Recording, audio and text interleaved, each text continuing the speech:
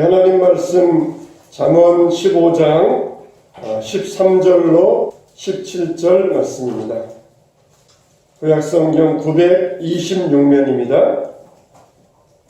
잠언 15장 13절로 17절 말씀입니다. 잠언 15장 13절로 17절. 자, 우리 한 절씩 교독합니다. 마음의 즐거움은 얼굴을 빛나게 하여도 마음의 근심은 심령을 상하게 하느니라. 명철한 자의 마음은 지식을 구하고 미련한 자의 입은 미련한 것을 즐기느니라. 고난받는 자는 그날이 더 험하거나 마음이 즐거운 자는 항상 잔치하느니라. 가상이 적고 여호와를 경외하는 것이 그들의 구하고 권면하는 것보다 나으니라. 다같이 채소를 먹으며 서로 사랑하는 것이 살진 소를 먹으며 서로 미워하는 것보다 나으니라. 아멘. 미국의 한 대학 교수가 30대, 40대 가정주부를 대상으로 실험을 해보았습니다. 그러니까 몇십 년 전 이야기니까 그때 당시에 조그만 삐삐라는 게 있었잖아요. 허리에 차고 다니면서 전화번호 오면은 공중전화에 가서 전화하는 그 조그만 삐삐가 있었잖아요. 30대, 40대 이 주부들에게 조그만 삐삐를 나눠주면서 자기가 1부터 10까지 숫자를 전화해서 기분 좋을 때는 10, 기분이 가장 나쁠 때는 1 정해가지고 지금 자기의 상황이 기분이 굉장히 업되어가지고 10이다 아니면 기분이 다운되어가지고 1이다 그러면은 그것을 삐삐로 알려서 그것을 수집해서 사람의 상태를 연구하는 그런 실험이었습니다. 근데 묘하게도 30, 40대 가정주부들에게 어느 특정한 시간 그때만 되면은 묘하게 기분이 업되었다가도 기분이 갑자기 다운되는 그런 때가 있었어요. 그래서 이상하다. 왜 이때만 되면은 온 가정주부들의 기분이 다운될까 하면서 연구해 보았더니 그 시간이 어떤 시간이냐? 남편이 퇴근해서 돌아오는 시간이었어요. 그래서 저는 딱 기분이 업되어 있다가 남편이 퇴근해 돌아오면 그때부터 막 기분이 다운되는 그런 현상이 나타나더라는 것이에요. 우리 성도님들 안 그러겠지만 미국의 경우이니까 우리가 한번 참고해 볼 그런 이 실험 대상이라고 생각할 수 있어요. 여러분 우리가 행복하기 위해서는 세 가지 조건이 있다고 해요. 하나는 환경적인 조건이에요. 환경적인 조건도 행복하기 위해서는 굉장히 중요한 조건입니다. 그래서 가난 여부에 따라서 또 사회적인 상황에 따라서 자기의 몸 상태에 따라서 사람의 행복이 많이 좌우된다고 해요. 그런데 거지와 1억 원을 버는 사람과 이런 사람과는 행복 차이가 굉장히 많이 나지만 가령 1년에 2천만 원 버는 사람과 1년에 10억 버는 사람과 이런 사람과는 거의 행복 차이가 별로 없다는 거예요. 그러니까 환경이라고 하는 것은 어느 정도만 잘 갖춰져 있으면은 사람은 충분하게 행복할 수 있다. 그게 환경적인 조건이에요. 사람에 있어서 행복의 조건은 환경적인 조건은 10%라 그래요. 10%. 환경이 얼마나 좋으냐? 나도 저렇게 살면은 나도 정말 행복하겠다. 이렇게 말하지만은 사실 그거는 10%밖에 안 된다는 거예요. 두 번째는 뭐냐? 성격적인 조건이에요. 성격적인 조건. 정말 이 성격에 따라서 행복이 좌우되는데 굉장히 정서가 안정되어 있고 외향적인 사람. 이런 사람은 내성적인 사람보다 더 행복할 확률이 높다는 거예요. 그래서 자기 성격이 행복에 미치는 영향은 약 50%래. 굉장히 중요하지 않습니까? 성격이 내향적인 사람. 이런 사람은 우울증에 빠지기도 쉬운데 굉장히 정서적으로 맑고 외향적인 사람은 이런 사람은 더 행복할 확률이 높다는 거예요. 근데 세 번째 가장 중요한 게 있는데 노력의 조건입니다. 노력의 조건. 이게 40%예요. 근데 실제적으로는 이 노력의 조건이 나머지 60%를 훨씬 상회한다는 거예요.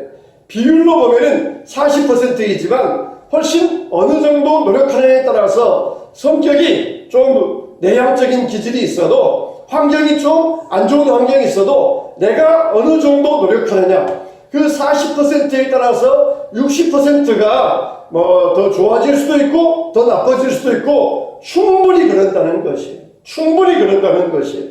그러니까 얼마든지 내가 이 상황을 진지하게 받아들일 수도 있고 명랑하게 받아들일 수도 있고 그냥 침울하게 우울하게 받아들일 수도 있어요. 하나님 앞에 우리가 예배하러 올 때에 비도 오고 귀찮다 그러면서 이렇게 우울하게 받아들이느냐, 아니면은 그럼에도 불구하고 나를 기다리시는 하나님 때문에 내가 하나님 앞에 나아갑니다, 밝은 마음으로 가지고 나오느냐, 내 노력에 따라서 환경도 뛰어넘을 수 있고 성격도 뛰어넘을 수 있다는 것이에요. 우리가 노력해야 돼요. 행복을 위해서는 노력해야 됩니다. 그 중에 제일 중요한 게 뭐냐? 말입니다. 말. 친절한 말, 사랑의 말, 선한 말, 참 잘 될 것입니다. 하나님이 사랑하십니다. 우리 주 안에서 다 행복합시다. 이렇게 좋은 말, 친절한 말, 이게 가장 노력의 제일 큰 산물이 된다는 것이에요. 우리 뇌가 똑똑하다고 말하지만은 우리 뇌는 사실 멍청해요. 마치 컴퓨터와 같지 않습니까? 컴퓨터가 똑똑합니까? 사람이 거기다가 뭘 입력에 넣어주어야 컴퓨터가 똑똑해지는 것이지, 컴퓨터가 똑똑해집니까? 우리 뇌도 마찬가지예요. 우리 뇌에다가 뭘 넣어주어야 돼. 그러니까 넣어주는데 아유 죽겠다, 힘들다, 못 살겠다, 그걸 넣어주면은 뇌에서 자꾸 그것만 나와요. 근데 우리 뇌에다가 행복하다, 즐겁다, 또 주 안에서 참 사랑이 넘친다, 이걸 뇌에다가 이걸 집어넣어주면은 뇌에서 또 그게 나옵니다. 그러니까 뇌라는 게 스스로 만들어내는 게 아니라 내가 뭘 집어넣어주느냐, 컴퓨터가 스스로 나오는 게 아니라 내가 컴퓨터에다가 뭘 집어넣어주느냐, 거기에 따라 나오는 것처럼 내가 뇌에다가 뭘 집어넣어주느냐, 거기에 따라서 이게 산물이 나오게 되어 있다는 것이에요. 그래서 가장 중요한 게 뭐냐? 바로 이 말이라는 거예요. 말. 내가 말로 행복하다, 감사하다, 그렇지 하면은 그 말로 인하여서 뇌에서 좋은 것이 생산되어 나오는데, 그렇지 않으면은 나쁜 것이 나온다는 것입니다. 여러분, 이와 같이 우리가 어떻게 하느냐, 이게 됩니다. 그래서 어떤 즐거운 행사를 가지고 이 문제를 풀어라, 그러면은 즐겁게 행사한 다음에 문제를 풀면은 쉽게 풀리더라는 것이에요. 근데 실컷 그냥 혼내놓고 문제 풀어라, 그러면은 문제를 못 풀더라는 것이에요. 아이들에게도 좋은 분위기를 만들어 놓고 풀어라, 그러면은 아이들이 잘 푸는데 실컷 그냥 혼내놓고 책망해놓고 그렇게 풀면은 아이들이 못 풀더라는 것이에요. 자, 그러면은 성경 오늘 말씀에 보면 우리에게 부부지간에 가정생활하면서 서로 행복을 위하여서 어떤 노력을 해야 될 것이냐, 그걸 말씀해 주고 있는데, 첫째로 말씀 보면은 합시다. 미워하지 말고 사랑하라. 미워하지 말고 사랑하라. 네, 오늘 말씀해 보니까 뭐라 그랬어요? 채소를 먹으며 서로 사랑하는 것이 살진 소를 먹으며 서로 미워하는 것보다 나으니라 그랬어요. 소고기는 맛있습니다. 특히 한우는 더 맛있지 않습니까? 그런데 이렇게 채소 먹으면서 사랑하는 것이 살진 소를 먹으며 미워하는 것보다 낫다는 것이에요. 우리 한국식으로 말한다면은 김치 하나 넣고 먹으면서 사랑하는 것이 좋은 진수성찬을 먹으면서 미워하는 것보다 낫다는 것입니다. 낫다는 것이에요. 어느 목사님의 오록 가운데도 무엇을 먹느냐가 아니라 누구와 먹느냐가 중요하다, 그런 말이 있어요. 무엇을 먹느냐, 그게 중요한 게 아니라 누구와 먹느냐, 그게 중요하다는 것입니다. 우리가 이와 같이 거친 음식을 먹어도 사랑하며 사는 것이 행복하다는 것이에요. 행복하다는 것입니다. 사랑을 줘야 되고 사랑을 받을 수 있어야 됩니다. 남편이 어쩌다, 아내가 어쩌다, 이렇게 참 불평하는 사람들 많지 않습니까? 남편의 환경 때문에, 아내의 성격 때문에 이에 대해서 불만하는 사람들이 많아요. 이런 사람들은 사랑으로 사는 사람들이 아닙니다. 그저 의리 가지고, 의리 때문에 사는 부부들이 얼마나 많이 있습니까? 부부간에는 사랑이 있어야 돼요. 제가 이제 석탄일이었는데, 불교에서는 기껏 가정상담, 부부상담, 그냥 남편 때문에 못 살겠어요, 아내 때문에 못 살겠어요, 자녀 때문에 못 살겠어요, 그러면은 불교에서는 기껏 해주는 말이 어쩔 수 없지 않느냐, 그냥 받아들여라. 기껏 해주는 말이 그거예요. 어쩔 수 없지 않느냐, 남편이 그런다는데 어쩔 수 없지 않느냐, 다 네가 문제다, 네가 그걸 못 받아들이는 게 네가 문제다, 받아들여라, 받아들이고 살아라, 남편이 바람 피우냐? 그걸 네가 어떻게 하겠느냐? 그냥 바람 피우고 살아라. 남편이 욱하느냐? 네가 어떻게 하겠느냐? 그냥 받아들이고 살아라. 남편이 술 마시냐? 어떻게 하겠느냐? 받아들이고 살아라. 그러면서 네가 문제다. 받아들이고 살아라. 이게 불교의 가르침이에요. 우리는 어떻습니까? 우리는 물론 우리가 받아들이는 것도 어느 정도 필요해요. 그냥 우리가 그냥 막 가서 변화시키려고 그러고 바꾸려고 그러고 절대 그러지 마세요. 우리는 못 바꿉니다.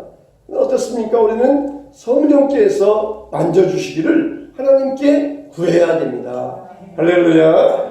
그냥 불교에서는 그냥 받아들여라. 어떻게 하겠느냐? 그냥 받아들이고 그냥 남편이 다른 여자와 살든지 그냥 받아들이고 바람 피우든지 받아들이고 그리고 네가 변화되고 네가 바뀌어야 된다. 이게 불교의 가르침이에요. 우리는 받아들이고 그것을 우리가 억지로 바꾸려고 할 게 아니지만은 성령께서 변화시켜 주시고 성령께서 새롭게 하시기를 구해야 됩니다. 하나님의 능력이 있어요. 하나님의 능력이 있습니다. 그냥 불교식으로 합작해서 그러면서 받아들이고 끝나면은 그건 기독교가 아니고 불교예요. 그러나 우리 신앙 안에서 하나님의 능력을 내가 믿습니다. 하나님이 하시면은 못 고칠 사람이 없는 줄 내가 믿습니다. 그러면서 하나님 앞에 매어 달릴 수 있어야 돼요. 그러나 어느 정도는 남편의 성격 때문에, 남편의 환경 때문에, 또 아내의 성격 때문에, 그것 때문에 우리가 불평하지 말고, 그리고 그걸 우리가 이 주님 안에서 변화시킬 수 있는 이런 믿음의 조건이 되어야 됩니다. 그래서 남편이 이렇다고 미워하면서 그러지 마세요. 아내의 성격 때문에 또 미워하면서 그러지 마세요. 품어줘야 되고 미워하지 말고 품는 노력이 있어야 됩니다. 할렐루야. 어떤 노력을 해야 됩니까? 품어주는 노력, 품는 노력을 해야 돼요. 미워 죽겠다. 그냥 내가 원하는 남편, 원하는 아내가 아니니까 미워 죽겠다 말하지 말고 품는 노력을 해야 돼요. 그리고 하나님께서 변화시켜 주시고 새롭게 만들어 주시기를 우리는 구해야 됩니다. 두 번째로 다투지 말고 화목하라고 그랬어요. 다투는 성내는 여인과 함께 사는 것보다 광야에서 혼자 사는 것이 나으니라 그랬습니다. 이 부부지간의 다툼이라는 것은 사람을 굉장히 고통스럽게 합니다. 그것을 아주 재치있게 표현한 말인데 참 이혼해라 그렇지 말하지 아니하고 차라리 그냥 혼자 광야에서 혼자 사는 게 나으니라 그냥 광야에서 혼자 사는 게 훨씬 좋겠다는 것이에요.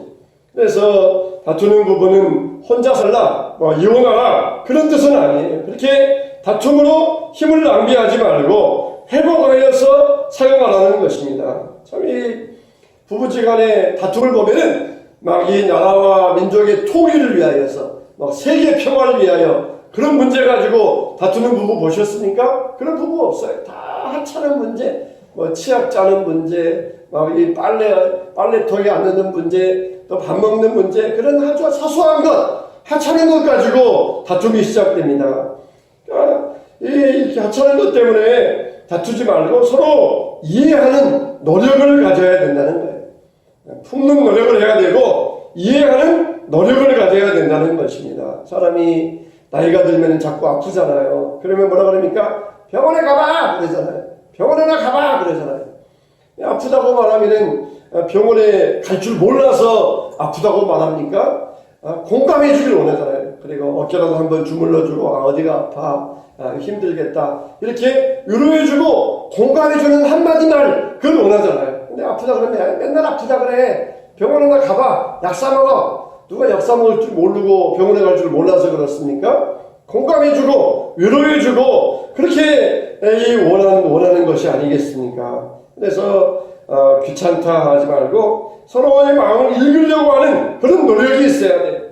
저렇게 말할 때에는 내가 공감해 주기를 원하는구나. 병원에나 가봐. 그 말을 뭘로 드립니까? 귀찮아. 귀찮아. 나한테 그런 소리 하지 마. 그런 말로 들리잖아요. 서로 공감해 주면서 같이 한숨 쉬고 함께 위로해 주면서 어깨라도 한번 주물러 주는 것으로 충분히 위로가 될 수 있어요. 이렇게 서로 이해해 주려고 하는 노력이 있어야 됩니다. 함께 공감해 주고 이렇게 화목할 수 있어야 돼요. 교회 생활도 마찬가지예요. 서로 이해해 주려는 노력이 있어요. 왜 저 사람은 저럴까? 그러면서 이해하지 못하면은 하나도 이해가 안 돼. 근데 이해하려고 하면은 또 이해 안 될 게 하나도 없습니다. 세 번째는 뭡니까? 서로 즐거워하라 그랬어요. 내 셈으로 복되게 하라. 내가 젊어서 취한 아내를 즐거워하라 그랬습니다. 서로 즐거워한다는 것입니다. 아내를 즐거워하고 남편을 즐거워하고 즐거워하면서 살도록 노력해야 된다는 것이에요. 서로 즐거워하기 위해서는 어떤 노력을 해야 됩니까? 선한 말을 해야 된다는 것입니다. 선한 말은 그것을 즐겁게 하느니라고 했어요. 선한 말은 즐겁게 한다는 것이에요. 친절한 말, 이게 우리를 즐겁게 만들어준다는 것입니다. 즐겁게 만들어주는 것이. 근데 우리가 세상 살아가면서 말에서 전쟁이 나오고 말에서 친구가 나온다고 그랬습니다. 옛날에는 정말 사람들이 서로 길에서 싸우는 경우들이 많이 있었는데 요즘은 그런 경우들이 별로 없어요. 서로 상처 입지 않으려고 조심하면서 서로 이렇게 조금씩 양보하는 그런 모습들을 보이지 않습니까? 그런데 밖에서는 상냥하는 아내가 집에만 들어오면 싸가워지는 그런 경우도 있어요. 밖에서는 그렇게 인자하던 남편이 집에만 오면은 언어폭력하는 그런 경우들도 있습니다. 그렇게 해서는 서로를 즐거워할 수 없어요. 그 무엇보다 누구보다 선한 말을 할 때 아내는 남편을, 남편은 아내를, 그리고 부모는 자녀를, 자녀는 부모를 사랑할 수 있다는 것입니다. 자, 우리가 주 안에서 이렇게 친절한 말로, 상냥한 말로 살 수 있어야 돼요. 아침에도 교회 오는데 한 노년 부부가 길을 가는데 남자는 저 앞에 뚝 가고 여자는 할머니는 뒤에서 막 비닐봉지 하나 들고 막 뒤쫓아가시고 그냥 둘이 같이 붙어가시면 얼마나 좋을까 싶었는데 이게 참이 안 되는 그런 경우들도 있어요. 우리가 노력해야 됩니다. 노력하고 선한 말을 하고 친절한 말을 하고 그럴 때에 우리가 행복해질 수가 있고 살아갈 수가 있어요. 우리 교회는 큰 가정을 이루고 살아가고 있습니다. 서로 이해하려고 품어주려고 친절하게 즐거워하려고 노력할 때에 교회가 행복하고 교회가 즐겁고 교회가 사랑이 넘칠 수가 있습니다. 우리 교회가 이런 가정, 이런 교회가 될 수 있도록 우리 서로 주 안에서 친절한 말을 하고 노력할 수 있게 되시기를 주님의 이름으로 축원합니다.